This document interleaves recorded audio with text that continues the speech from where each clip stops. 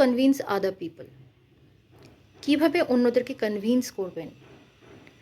কথা বলে তো কনভিন্স করা যায়।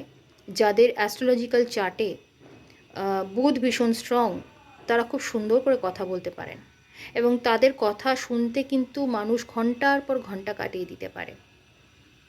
কিন্তু যাদের এই ফেসিলিটি নেই, তারা কিভাবে ডেভেলপ করবেন? কোনো মানুষের সাথে যখন প্রথম মিট করছেন, তখন চেষ্টা করুন তার সাথে চোখে চোখ রেখে কথা বলতে।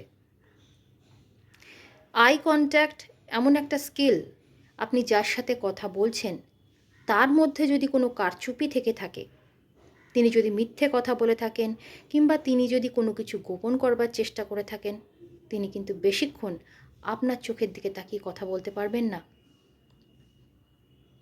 তাই eye contact is a very important thing.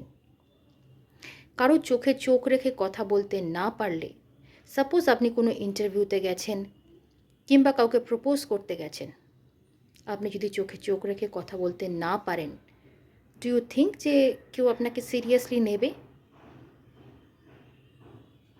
কেউ নেবে না। আপনি যদি চোখে চোখ রেখে কথা বলতে না পারেন, সবাই আপনাকে খুব হালকা একটা ইমেজের মানুষ বলে মনে করবে। তাই চোখে চোখ রেখে কথা বলা অভ্যেস করুন। ইনিশিয়াল ডেজে হয়তো অসুবিধে হতে পারে।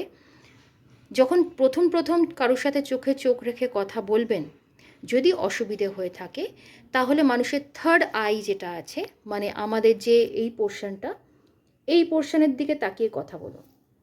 তাতে উল্টো দিকের মানুষটা কিন্তু বুঝতে পারবে না যে আপনি তার চোখে চোখ রেখে কথা বলছেন না।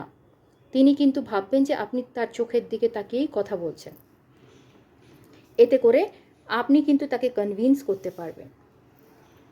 এবং যখন কথা বলছেন, তখন চেষ্টা করবেন তাকে আগে বলতে দিতে, আপনি পরে কথা বলবেন।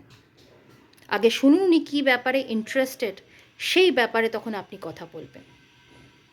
আর একটা খুব খারাপ অভ্যেস আমাদের আছে, টেন্ডেন্সি আছে, যে আমরা কথার মাঝখানে মানুষকে থামিয়ে দিই, আর থামিয়ে দিয়ে বলি, এই আমারও না এরকম একটা ব্যাপার ছিল, আমিও না এটা জানতাম।